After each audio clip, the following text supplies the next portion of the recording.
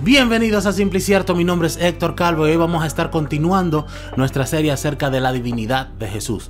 Hace un tiempo atrás hicimos un video titulado ¿Cuándo dijo Jesús que era Dios? Y ha creado mucha polémica, ha creado muchas preguntas, muchas objeciones, y después hemos hecho una serie de videos respondiendo algunas de las objeciones que surgieron a raíz de ese video.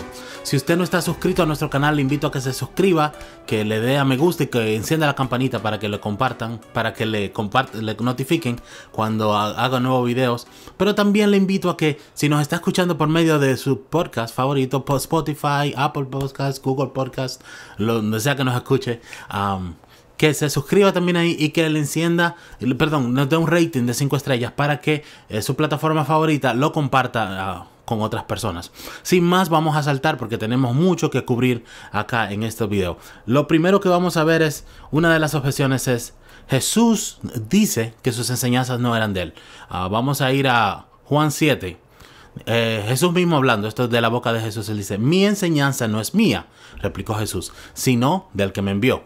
Entonces, si Jesús es Dios, ¿cómo es posible que él no fuera la fuente de su propia enseñanza? Ese es uno de los argumentos. El segundo es, entonces Jesús afirmó, ciertamente les aseguro que el Hijo no puede hacer nada por su propia cuenta, sino solamente lo que ve que su Padre hace. Porque cualquier cosa que hace el Padre, la hace también el Hijo. Entonces también lo mismo, dice, ven, Jesús simplemente se somete al Padre. Él no es Dios, él viene a hacer la voluntad de Dios. Para contestar esto, lo que hay que hacer es volver un poquito atrás para entender este pasaje y qué es lo que está ocurriendo. Y luego vamos a hablar acerca de esta declaración de que sus enseñanzas no son de él. Vamos un pasaje más atrás. Verso 18. Estamos en Juan 5, 18. Así que los judíos redoblaban sus esfuerzos para matarlo, pues no solo quebrantaba el sábado, sino que incluso llamaba a Dios su propio Padre, con lo que él mismo se hacía igual a Dios. Entonces el conflicto que surge acá es que al Jesús decir o llamar a Dios su Padre, él se está haciendo igual a Dios, de la misma naturaleza que Dios. Es lo que hemos hablado en varios de los videos anteriores. Cuando decimos que Jesús es Dios, estamos refiriéndonos a su naturaleza. Él es por naturaleza Dios. Muchas veces la Biblia se refiere al Padre como Dios, pero también hemos visto un montón de pasajes donde se refiere al Hijo e incluso al Espíritu Santo como Dios. Y vamos a ver más de eso cuando hagamos una serie acerca de la Trinidad. Pero ellos entendían, cuando tú te declaras Hijo de Dios, te estás haciendo igual a Dios. Entonces aquí está el conflicto. Ellos dicen, él se hace igual a Dios. Entonces lo que los judíos están entendiendo, o las personas en este momento, es que él es queriendo decir que existen dos dioses, el Padre y Jesús. Entonces Jesús les contesta. Entonces Jesús afirmó, ciertamente les aseguro que el Hijo no puede hacer nada por su propia cuenta, sino solamente lo que ve que su Padre hace, porque cualquier cosa que hace el Padre, la hace también el Hijo. Jesús aquí no está negando su divinidad. Él les dice, ok, ustedes entendieron que al yo decir que Dios es mi Padre y yo soy el Hijo de Dios, yo me estoy haciendo igual a Dios. Lo que Jesús les está aclarando es, no existen dos dioses, hay una unidad perfecta entre el Padre y el Hijo. Entonces Jesús no viene y les dice, mira, el Padre y el Hijo y el Espíritu Santo son tres en uno. Él no se pone a explicar todo eso. A lo largo de la Biblia se nos va enseñando esta doctrina de la Trinidad, enseñándonos que Dios es tres y uno a la vez. Entonces, y como les digo, vamos a profundizar mucho más en esto cuando tengamos nuestra serie acerca de la Trinidad. Pero Jesús aquí no está negando su divinidad. Él no está diciendo que él es menos Dios que el Padre. Él está diciendo que hay unidad, que no somos dos dioses, somos uno. El Padre y yo estamos unidos. Yo no hago nada que no venga del Padre. Hay una perfecta unidad entre el Padre y el Hijo. Entonces, con este pasaje Jesús no está negando su divinidad, sino que está afirmando la perfecta unidad que existe entre el Padre y el Hijo. De nuevo, esto de ninguna manera niega su divinidad. El punto es la unidad entre el Padre y el Hijo, no que Jesús no sea divino. De nuevo, cuando estudiamos la Biblia, tenemos que, es como un rompecabezas y poner todas las piezas sin tirar alguna de las piezas. Entonces ya hemos visto muchas piezas que claramente enseñan la divinidad del Hijo. Lo que estamos haciendo ahora es respondiendo a algunos pasajes que parecerían indicar lo opuesto cuando lo interpretamos mal. Pero aquí vemos que, nuevamente, el punto de Jesús no es que el Hijo no es divino, sino que hay perfecta unidad, porque él está respondiendo a esta idea de que hay dos dioses. él se hace igual a Dios. Y es como, no. El Padre y yo no hay competencia. No es que estamos cada uno haciendo nuestras cosas. Todo lo que yo hago viene en conjunto con el Padre. Entonces, Dios desde el Antiguo Testamento siempre dijo, Dios es uno, Dios es uno, Dios es uno, Dios es uno. Hay una unidad perfecta en Dios. No existe separación, no existe rivalidad, no existe competencia entre el Padre, el Hijo y el Espíritu. Y algo parecido ocurre con Juan 7. Cuando él dice, mi enseñanza no es mía, sino que del que me envió. Volvamos a Juan 7. Mi enseñanza no es mía, sino del que me envió. Vamos un pasaje más atrás también para que tenga sentido. Los judíos se admiraban y decían, ¿de dónde sacó este tanto conocimiento sin haber estudiado? En otras palabras, Jesús no era un erudito, tenía años y años de estudios. Y ellos se preguntaban, este carpintero, ¿de dónde saca tanto conocimiento y tanta sabiduría sin haber estudiado? Entonces Jesús ahí les contesta, mi enseñanza no es mía, sino del que me envió. Yo no me estoy inventando esto, les está diciendo Jesús como ser humano. En ese momento le está hablando y les dice, yo no me inventé esto que les estoy hablando, esto proviene del Padre. Nuevamente, él no está negando su divinidad, él está hablando de la procedencia de su mensaje. No es un mensaje inventado por cualquier ser humano, sino que es un mensaje que proviene de Dios. En el momento que él les dice eso, los que ellos entienden, recuerden que muchos en el público no entendían todavía que Jesús era Dios. Y Jesús permite que cada persona vaya descubriendo eso a su paso. Los discípulos le tomó tiempo darse cuenta de esto. Entonces Jesús les dice, mi enseñanza no proviene de mí, viene de Dios. ¿Okay? No está negando su divinidad, está aclarando que no hay competencia entre él y el Padre y que no hay dos mensajes distintos, sino que proviene del mismo Dios. Otro de los argumentos comunes que escuchamos es, cuando Jesús ya estaba para irse, un hombre llegó corriendo y se postró delante de él. Maestro bueno, le preguntó, ¿qué debo hacer para heredar la vida eterna? ¿Por qué me llamas bueno?, respondió Jesús. Nadie es bueno sino solo Dios. Nuevamente, cuando las personas escuchan este pasaje, ven este pasaje o leen este pasaje, asumen, Jesús está diciendo, yo no soy Dios porque solamente Dios es bueno. ¿Por qué me llamas bueno? Pero, nuevamente, lo que suele pasar es que tomamos este pasaje y decimos, ignora todo lo demás que hemos leído, que claramente llama a Jesús Dios, y enfócate en este pasaje que no está claro. Nuevamente, esto no es prescriptivo, es descriptivo. Nos está contando una historia y hay que meternos en la historia y tratar de pensar qué es lo que está ocurriendo para poder interpretarlo bien. Jesús en ese momento está hablando con un joven muy religioso que no entendía el verdadero significado de las Escrituras. Él no entendía realmente de qué se trataba las Escrituras. Noten que él, cuando viene a donde Jesús, vamos a poner el pasaje una vez más. Cuando él llama a donde Jesús, él no le llama Señor, él le llama Maestro. Él ve a Jesús como un maestro. Él no ve a Jesús como su Señor, él no ve a Jesús como Dios, él ve a Jesús como un maestro. Entonces él le dice, Maestro bueno. Entonces Jesús lo confronta sobre este tema porque, es como decir, si tú no crees que soy Dios, si crees que soy un simple maestro, ¿por qué me llamas bueno? Y en ese sistema judío religioso existía mucho eso de honrar a los maestros y verlos como intocables, como un nivel más arriba. Jesús está confrontando eso. Él está confrontando la realidad de que nadie es bueno a excepción de Dios. De hecho, cuando lees más, y lo voy a invitar a que lo lean por su cuenta, el resto de la historia, Jesús toda la historia está tratando de confrontar en él esta idea de que él es bueno. Le dice, tienes que cumplir todos los mandamientos. Está tratando de mostrarles al joven rico que él no es bueno, que nadie es bueno, que solamente Dios es bueno. Entonces Jesús no está negando su divinidad. Él está ayudando a este hombre a lidiar con la realidad de que ningún ser humano es bueno. De hecho, vamos a seguir viendo. Ya sabe los mandamientos. Perdón, vamos atrás. Maestro bueno, le preguntó, ¿qué debo hacer para heredar la vida eterna? Y Jesús le dice, ¿por qué me llamas bueno?, respondió Jesús. Nadie es bueno sino solo Dios. Y luego le responde, aquí vemos cómo Jesús está tratando de ayudarle a ver que nadie puede llegar al cielo por sí mismo, que el pecado nos impide, que la salvación es por gracia.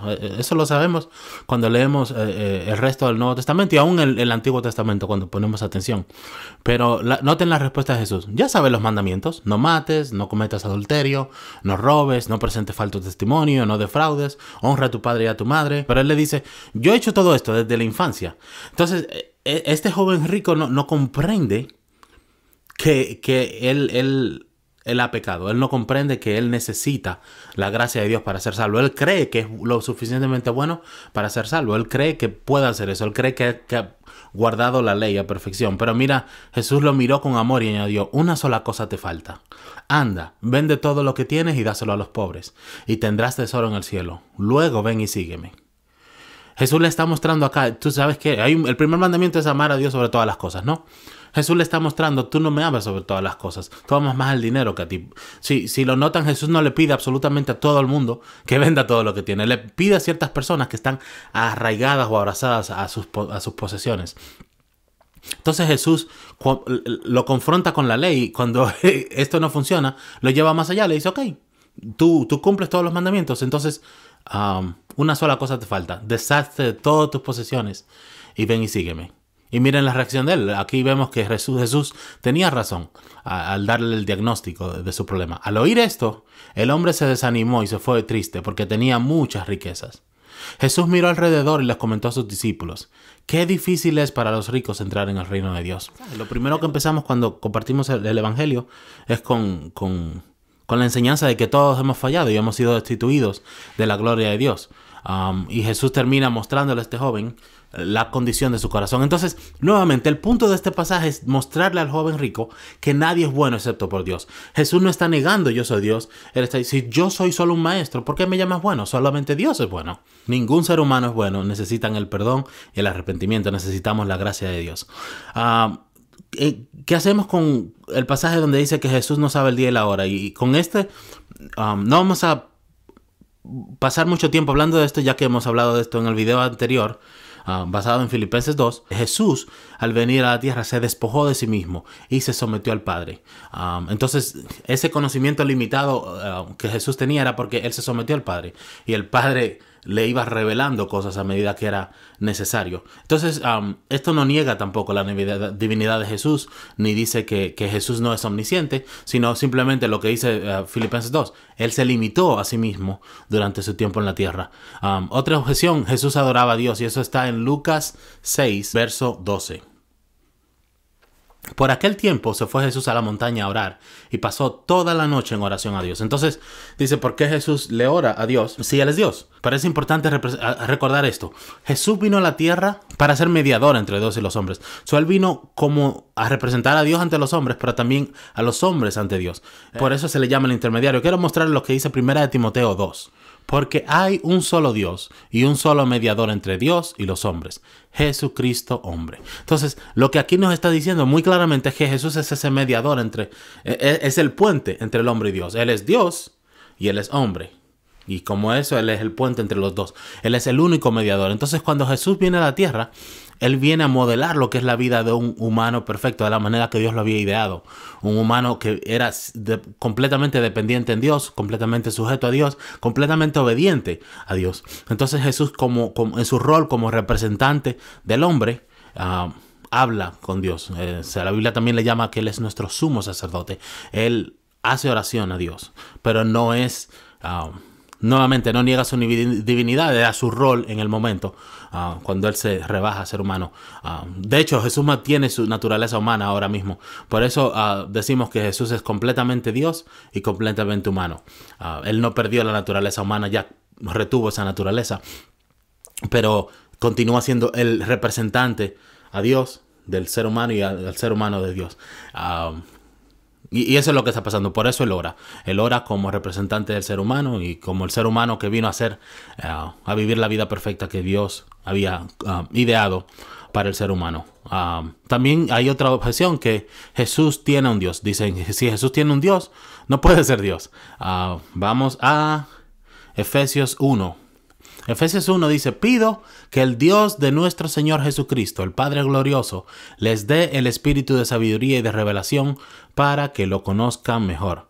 Ahora, las escrituras nos dicen que Jesús nació y como ser humano, Jesús tiene un Dios, lo acabamos de hablar. Esto no cambia su naturaleza divina. Simplemente Jesús como ser humano tiene un Dios. Jesús se convirtió en el ser humano perfecto que se somete a la voluntad de Dios. Lo acabamos de hablar nuevamente. No podemos negar otras partes de las escrituras porque sean temas complejos o temas que tal vez nos incomoden un poco o que no estemos cómodos, que queremos simplificarlos tanto. La Biblia enseña claramente, Jesús es Dios. Jesús se somete al Padre. Lo hemos visto. Y nuevamente tenemos que ser honestos de no poner nuestros dogmas o nuestras ideas, nuestras doctrinas por encima de las Escrituras. Ya lo leímos, Filipenses 2 confirma que el Hijo se despojó de su propia gloria y de su autoridad independientemente y que se sometió al Padre. Lean Filipenses 2 o vayan al video anterior y van a verlo ahí. Pero sí, por eso dice que Jesús tiene un Dios, porque como ser humano, claro, se sometió a Dios. Ahora, Dios no es humano, es otra de las objeciones. Primera de Samuel 15 dice lo siguiente: en verdad, el que es la gloria de Israel no miente ni cambia de parecer, porque no es hombre para que se arrepienta. Entonces el argumento va de la siguiente manera. La Biblia dice que Dios no es hombre. ¿Cómo puedes decir que el hombre Jesús es Dios? La Biblia dice claramente que Dios no es hombre. Y sí, Dios por naturaleza eterna no es hombre. Dios es Dios. El Evangelio no enseña que Jesús fue siempre hombre. El Evangelio enseña, el mensaje de Jesús, que Dios se encarnó. Él adquirió la naturaleza humana. Esa naturaleza humana no existió por la eternidad, es nueva, la adquirió cuando vino a este mundo. Entonces, obviamente, Dios no es hombre por naturaleza inicialmente, aunque ahora adquirió la naturaleza humana. Y esa es una de las bellezas del Evangelio. Y de nuevo, lean Filipenses 2, ahí está todo. La voluntad de Dios es distinta a la de Jesús. En Mateo 26 dice lo siguiente: yendo un poco más allá, se postró sobre su rostro y oró: Padre mío, si es posible, no me hagas beber este trago amargo, pero no sea lo que yo quiero, sino lo que quieres tú. Entonces lo que ellos dicen acá es, obviamente la voluntad de Jesús y la voluntad de Dios son distintas. Entonces, ¿cómo puede ser Jesús Dios si tienen voluntades distintas? Pero por eso les decía en el video anterior que Filipenses 2 nos ayuda a responder muchas de estas preguntas. Jesús era verdaderamente humano. Cuando Él adquirió la naturaleza humana, Él adquirió la naturaleza humana y fue humano. Ahora, la Biblia nos enseña que era necesario que Jesús fuera tentado en todo. Si vamos a Hebreos 2, dice: porque era preciso que en todo se asemejara a sus hermanos, para ser un sumo sacerdote fiel y misericordioso al servicio de Dios, a fin de expiar los pecados del pueblo. Por haber sufrido él mismo la tentación, puede socorrer a los que son tentados. Déjenme leerlo uno más, Hebreos 4. Porque no tenemos un sumo sacerdote incapaz de compadecerse de nuestras debilidades, sino uno que ha sido tentado en todo, de la misma manera que nosotros, aunque sin pecado. Y eso es importante. Jesús fue tentado en todo, pero no pecó. Así que acerquémonos confiadamente al trono de la gracia para recibir misericordia y hallar la gracia que nos ayude en el momento que más la necesitamos. Se nos olvida que la humanidad de Jesús, a veces se nos olvida que era completa. Él era realmente humano. Él no era 50% humano, él era totalmente humano. Por lo tanto, su vida humana, su voluntad humana era real. Jesús era completamente divino con su voluntad divina y completamente humano con una voluntad divina, con una voluntad humana. Entonces, como humano, él tenía el deseo de evitar el dolor y el peligro que venía. También a la vez, recuerden que Jesús nos está enseñando, modelando, porque parte de su rol al venir a la tierra era modelar la vida correcta. Y él en el momento de su mayor debilidad, en el momento de su mayor sufrimiento, en el momento de su mayor angustia, se somete a la voluntad de Dios y nos enseña eso. Entonces, no es que la voluntad de Dios y la voluntad de Jesús sean diferentes, que Jesús tiene dos voluntades, tiene la voluntad humana y la voluntad divina. Y Él nos enseñó cómo someter nuestra voluntad a la voluntad de Dios. Por último está donde dice que Jesús llama al Padre el único Dios verdadero. Vamos a terminar con esta porque se nos está yendo el tiempo. Vamos a Juan 17.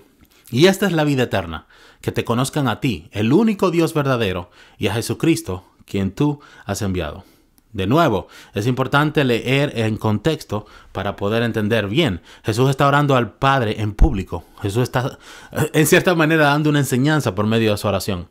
Y entonces, el enfoque así es que Él está orando como hombre al Dios verdadero. No a cualquier Dios, sino al único Dios verdadero. Entonces, Jesús está hablando, haciendo una oración pública y como ser humano, porque recuerden, no todo el mundo ahí entiende quién Él es todavía. Entonces, como ser humano, Él está orando y dice que te conozcan a ti, el único Dios verdadero, y a Jesucristo a quien tú has enviado.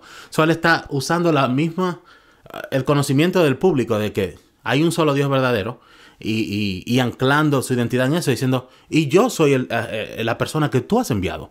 Ahora, en cuanto a llegar a la identidad exacta de quién Jesús es, las personas iban a ir llegando a eso de manera progresiva, en diferentes puntos de su vida, a medida que van abriéndose y a medida que Dios les va revelando. Miren lo que Jesús le dice a Pedro. Cuando Pedro dice, tú eres el Hijo del Dios viviente, él dice, bienaventurado Pedro, porque no te lo ha revelado carne ni sangre, sino mi Padre en el cielo. Jesús no está negando que él es Dios acá, él está afirmando delante de todo que solo hay un Dios verdadero y que ese Dios ha enviado a su Hijo unigénito. Si tienen cualquier otra pregunta, por favor déjenla en la sección de comentarios o envíenos un mensajito. También les pido que compartan este mensaje con cuantos pueda para que puedan ser bendecidos si usted fue bendecido por este mensaje también. Nos vemos la siguiente semana. Que Dios los bendiga.